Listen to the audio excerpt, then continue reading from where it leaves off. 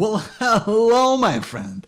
My name is Joe Bakmotsky. I'm the host of the Simplify Cancer podcast and also the author of Finding Hope in Times of Uncertainty, a guide to thriving in a challenging world of today. And right now I'm going to share with you 5 ways to liberate yourself from worry that I think can really serve you, especially after everything that you've been through with cancer. Right? Because how crazy is that? I'll kind of go through this experience and there's just so much stress. There's so much overwhelming emotions. Sometimes you don't know what to do with yourself. And even if you get to a place where you hopefully get your all clear, and you kind of can't help but look at life and think, well, what else is gonna go wrong, right? Because we all look at life after cancer and we kind of expect things to go wrong, and we start to doubt yourself and how the things might turn out, and that's tough. And it's tough because it makes it that much harder to just deal with what life throws our way. Because the world, it's difficult as it is without having something like cancer get on top of your life. So that's why right now I want to share with you the 5 ways to specifically help you get on top of that I think can really serve you. The first thing, the number one thing that I believe is going to make a huge difference for you is to bring your worries out into the open. Because what happens so much in our lives is that these worries, they kind of end up just kind of circling out somewhere at the back of your mind. And they kind of get on top of each other, and sometimes it's kind of hard to tell what's really bothering, because one minute you're kind of worried about this, and then you kind of start thinking about that, and it sets off something else, and by the end of it, who knows, time's passed and you don't even know where you started, but you kind of you're tense and you're nervous and you're freaking out about life, right? That's how worries can often come in and start to take over your life. And that's why it's so crucial to bring them out into the open so that you can see them for what they really are.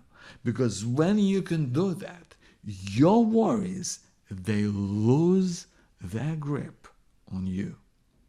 When you can see them for what they are, you can move forward. And you can take them out of your mind, out of your unconscious, and you can decide whether that's real or what is it you can do about it. And the one way I would urge you to do about it, and you can do it right now with me, is to really literally write them out of yourself.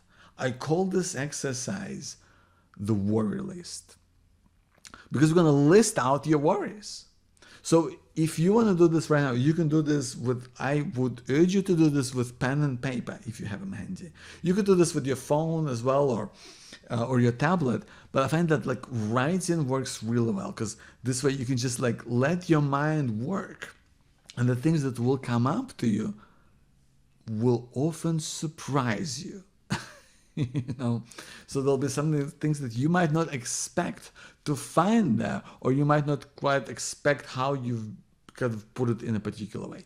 So what I would like you to do right now is to take out a piece of paper, whether it's in your notebook, and a pen or a pencil, and write the words.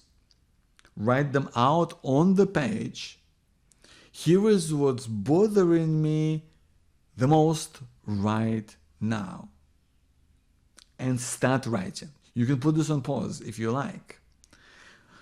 And just do it. And just give yourself, set a timer for 5 minutes and just start writing. Don't think about it, just do it. Hit the pause button and come back to this. Listen, I hope you've had the chance to do this, right? Because what this exercise can help you uncover is the things just that you are just worried about right now. They'll come up for you, and you can see them in front of you. You can see a list of things that are there. And if I'm not mistaken, there might be things in there that you did not expect to find there, or you kind of phrased it in a different way. So when you can see your worries, you can now go through this list and just have a quick scan and see, like, is this a big deal? Is this what's going to get in my way? Can I do something about it? Am I overreacting here?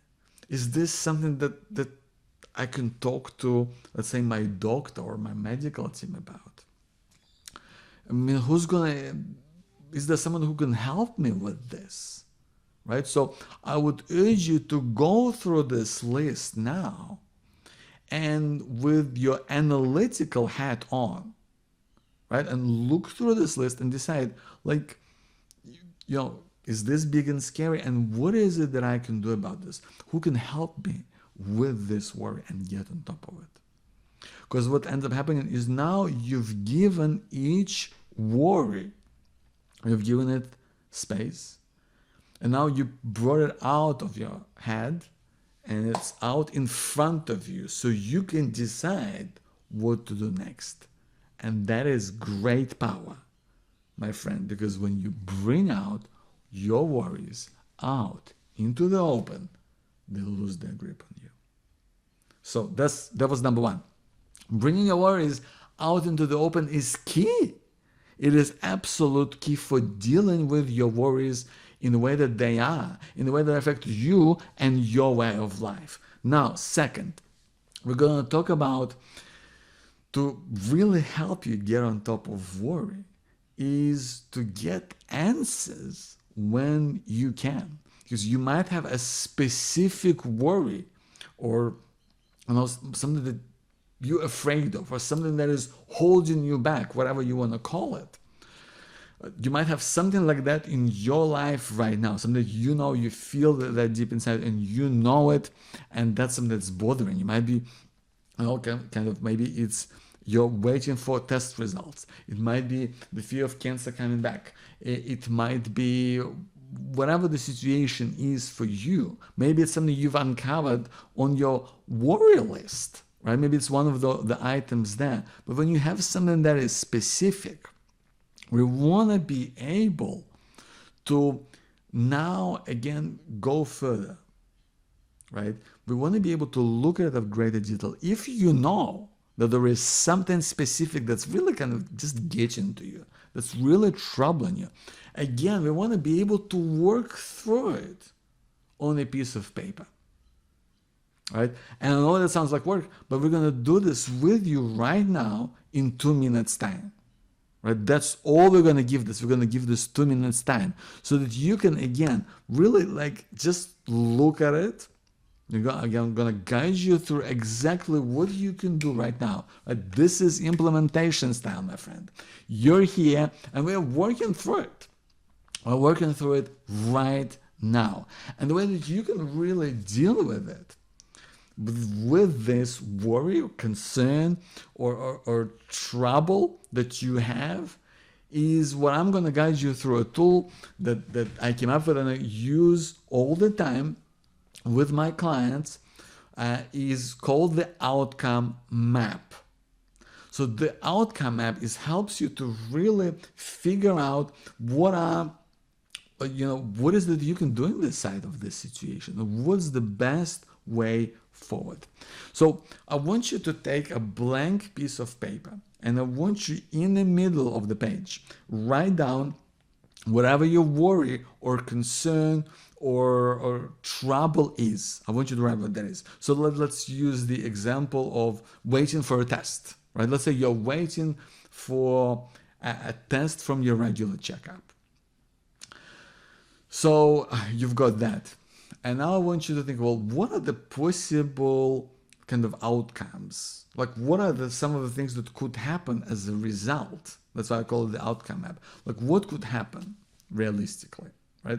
So let's say in this particular example, the possible outcomes, or let's call it likely outcomes. Well, one likely outcome is hopefully like the cancer has not come back, right? So you would write, well, I'm still in the clear, right? The other option might be, maybe the cancer has come back, right? Maybe there's a third option. It doesn't come to mind. Maybe the test shows up something else. I don't know, right? So, but you want to be able to work out what are the possible outcomes in this situation, right? Or you might want to look at if this is a something that is in the future that is coming up for you. You want to say, well, how would be different options in terms of how would you go about dealing with the situation, whatever that is for you. You want to write down a couple of things that could come out of it or that you could consider doing, right? Different outcomes as a result of this worry. Now that you've got it in front of you, written down, I want you to think of and give it a percentage to each of these outcomes. Let's say you've got 2 or 3 or 5, right? Whatever the situation might be. And you've got these different scenarios that can happen. And I want you to specifically write down, just, you don't have to think about it too much, just quickly assign whatever comes to mind a likely percentage is. Because this will help you kind of think about it and tell you, how much you should be really paying attention to this, right? So let's just say let's say in the example of cancer coming back, well, maybe the percentage is, 5%. I don't know what that is for you. And if you don't know that, well, that's something, by the way, to check in with your specialist, because it's important to have that percentage, right? Whether it's big or not, but you want to know that for yourself. And especially if it's smaller, then that's a good percentage to keep in mind, because there's a likelihood of something, right? But right now we want to be able to assign it. Even if you don't know what that is, you want to put it like your best guess. Like, what would it be? Like, your best guess, what is it? So put down the percentage.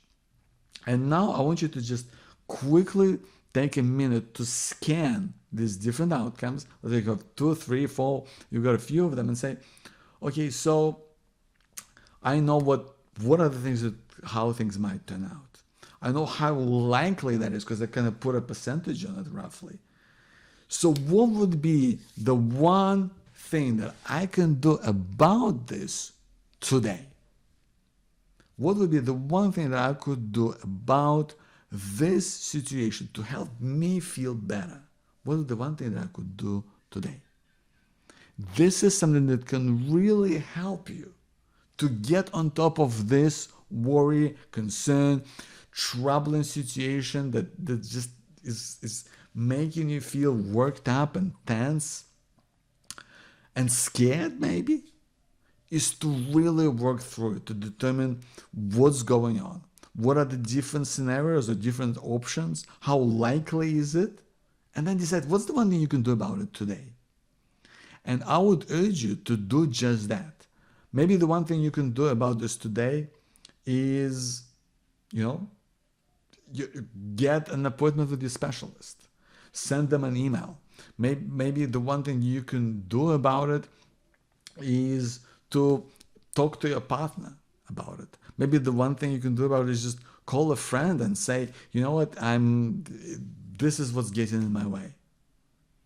Well, but I want you to do something, one thing that you can do about this worry. Maybe it's, book a time with someone who can help you. Maybe it's getting time with a counselor, or maybe with a coach who's going to help you to work through this situation. Whatever it is that you need to do, I would urge you to do one thing today to help you get through this situation right now. Don't leave it just as it is. You've written it out on your page. You've looked at it. You gave it you understand it, and now you have an insight into what's going on, so you can decide what to do next. So please take that next step forward and decide what you're going to do with it.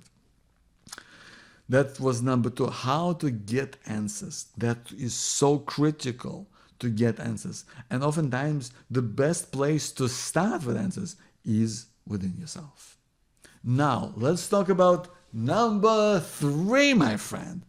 The third thing that can really help you to get on top of your worries is to make sense of them, right? Because what happens, and I mean, we have this huge myth in our society that oftentimes we don't want to talk about our troubles, our fears, our concerns, our worries, and oftentimes that's not really the case. Oftentimes we have no troubles in reaching out for help or to seek out support, but the big problem that we do have is making sense of it. I mean, I know it sounds so basic, but the truth is, and I know this from all of my coaching clients, is what seems obvious to another person looking in and working you through this situation, and what may seem incredibly obvious to you once you specifically go through the process of making sense of the situation yourself, is not obvious to you inside that moment, dealing with worries, because they get in the way and they make it really hard for you to really tell what is really like getting to you, what is making you upset, what is making you worked up. Because something sets you off, and sometimes we don't know what that is, and maybe it's something that someone said, and then it just takes you on the cycle of, you know, like being upset, and then that triggers off another memory and then sets you off, and by the end of it you're freaking out about what's going on. So that's what we want to be able to just break this apart and want to make sense of what's going on. And the best way that I know in doing that is to really, what I call story shaping. Again, this is a tool that I advise all of my coaching clients to work through. And sometimes we work through it one-on-one, but you can do this in your own time. And I would encourage you to talk about your problems out loud. You can journal as well. That's great if that helps you. But I would encourage you to also try to talk about your problems out loud. Why? To yourself, first and foremost. Why? Because when you write things down, we sometimes tend to, put it in a particular way. Sometimes in terms of thinking or even writing, sometimes we don't get the clarity that we need from the situation. But when you're saying things out loud, even if this is on your own, if you're by yourself, which I would urge you to do, you don't need to do this with another person. You can, and that would be great. But if you find that difficult, if you find that uncomfortable, if it sounds weird to you, just do it for yourself. Just talk through the situation out loud. Because what happens is when you talk through things out loud, it kind of has to make sense, doesn't it? Right? Because it's like a conversation. Even if no one's listening, you have to try and make sense of it. And you could and the way that you do it is you'd be in a place where you're on your own, whether you're, driving in a car, whether you're making a meal in the kitchen, whether you're out on a walk. That's how I started doing it.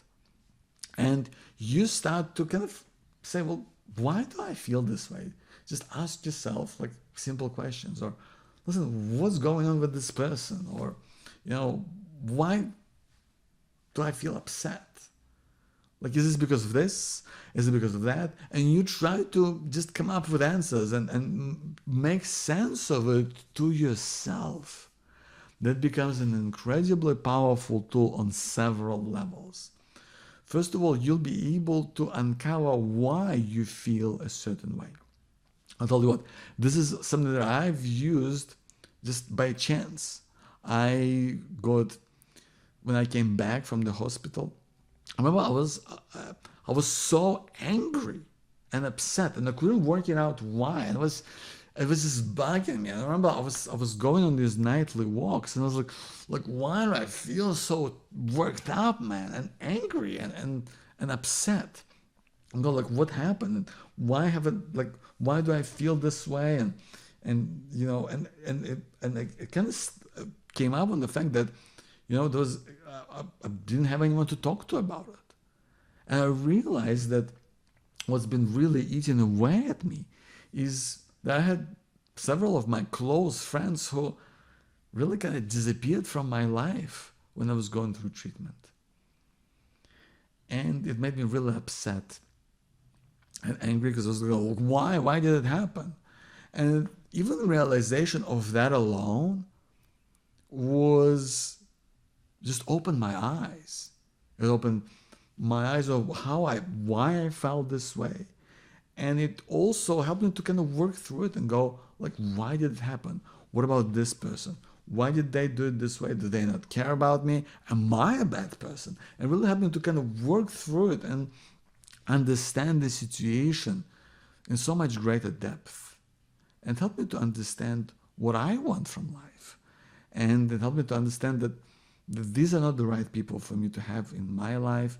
It also informed me of what are the types of friends that I do want to have in my life. They're really going to be there for me even when things don't go right, and maybe even when they don't really feel like they know what's the right thing to do or say, right? And anyway, I'm not saying it's going to lead you to all sorts of things about your friends or people around you, but you start to make sense of situation in a way that is real and meaningful for you. And that can make a huge difference to you and your way of life.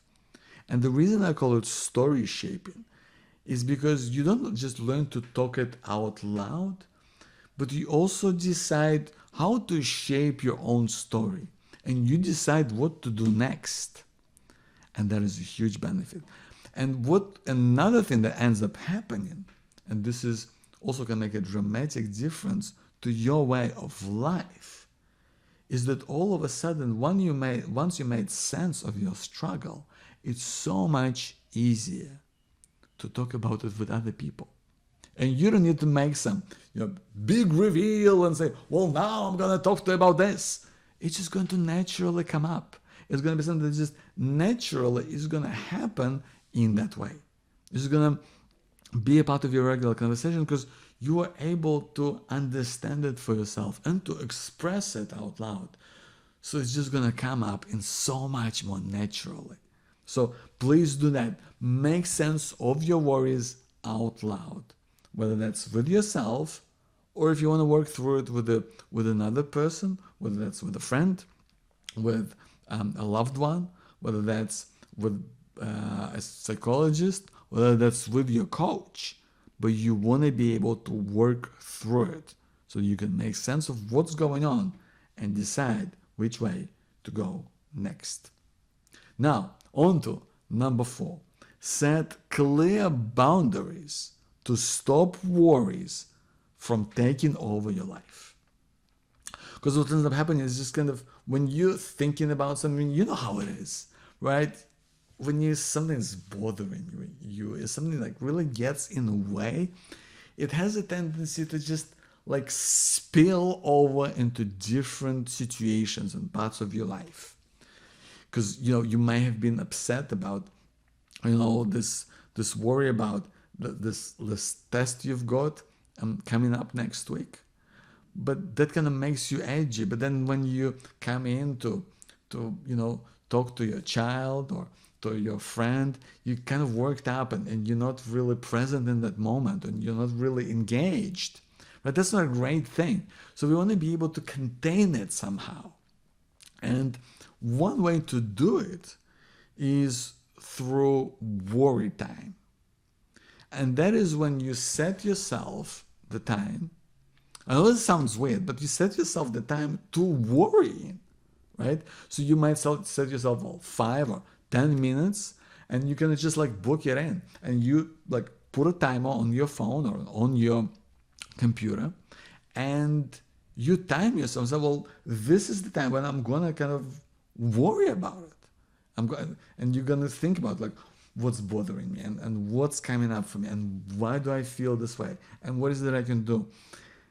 And you kind of give it, you time box it, right? You give it clear boundaries. And this way, when you like consciously go, okay, I'm gonna go into worry time right now. This way, when it ends, you go back to leading your life. And it's not like those worries are never gonna come up, but you're gonna get so much better at containing it. Right? It's kind of like a skill, right? Like when you do it, when you do more of it, you just become good at working through things, and it helps you to get on top of it that much faster. So I hope it helps you to use worry time to set up boundaries, clear boundaries to prevent worry from taking over your life. Now on to number 5, my friend. Here is how we're gonna, the 5th way, and this is big, this is epic, and I know this never gets enough attention. And this is the biggest one of all, because this can give you the biggest bang for your buck, I guess, over the long term.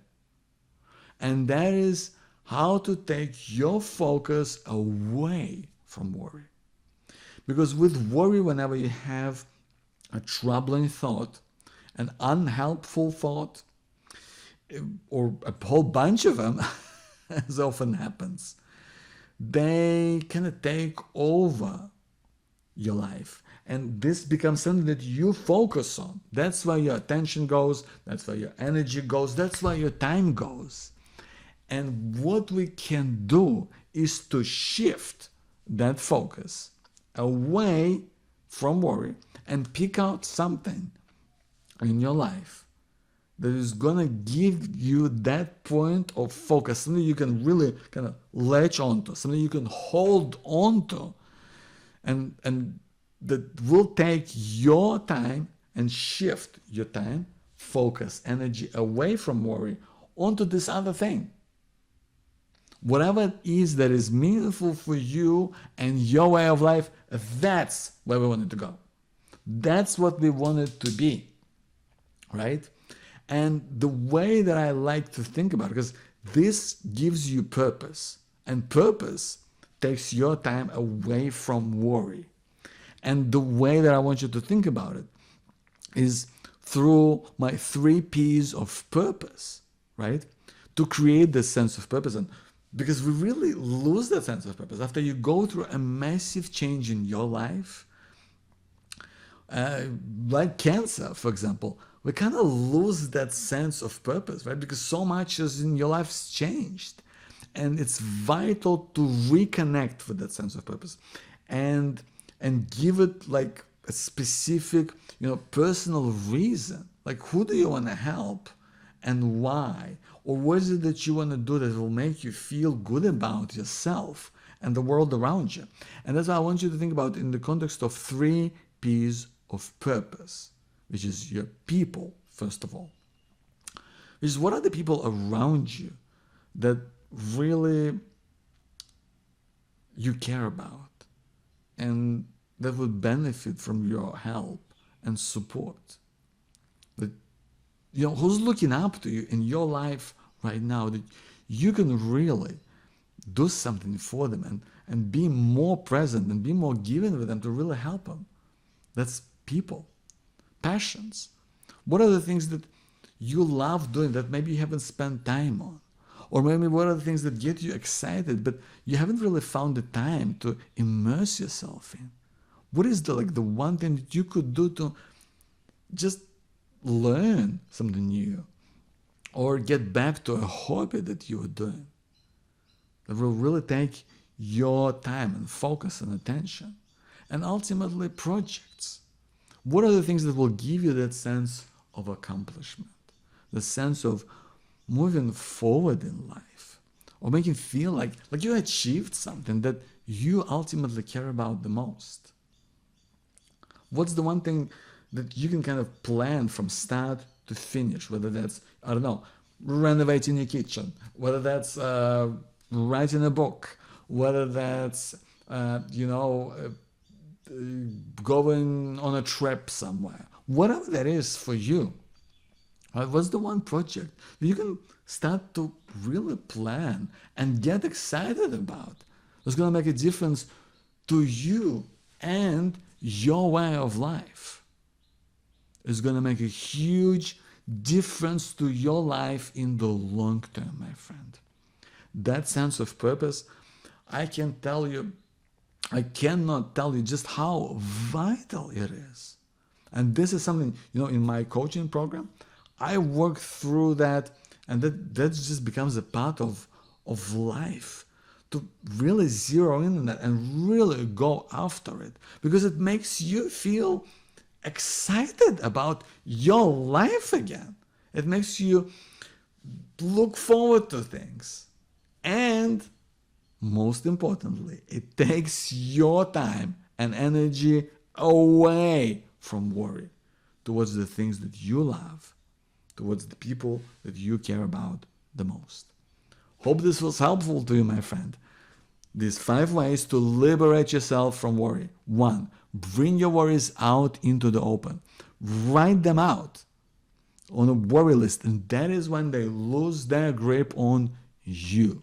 2nd, get answers when you can. If you have a specific situation, you can work through it on a page, like what we talked about with an outcome map, to decide what are the different outcomes. How likely is it those things that might come about? And what's the one thing that you can do about it today? Then number 3, we talked about how to make sense with your worries, with story shaping and talking through them out loud, asking yourself questions, every single day, to talk about and make sense of what's going on. Then you know what to do about it. Then you can talk about it so much better because you already know what is going on for you. Number 4, setting clear boundaries with worry time. Giving it yourself a chunk of time, booking it in with a timer for, let's say, 10 minutes. And that's when you kind of work through your worries so they don't spill over into the rest of your life. Just don't do it before bed, because otherwise it will make you hard to fall asleep. So that's important. And 5, most importantly, and this is the huge thing that I would really urge you to spend the most time on, is taking the focus away from worry. Right? Because when you can devote it to something else, you simply don't have enough time for it. Like, it just automatically gets pushed into the background because you've devoted yourself to something that you care about so much. I want you to go out and get on top of worry in every single way, because listen, you know this, my friend, after being through your experience with cancer, just like I have, you know that the way that you deal with worries from now on is going to determine your quality of life in a direct way. My name is Joe Bakhmutsky. Thank you for being here. Go out there, get on top of worries, and live with purpose. Thanks for being here. I'll talk to you soon.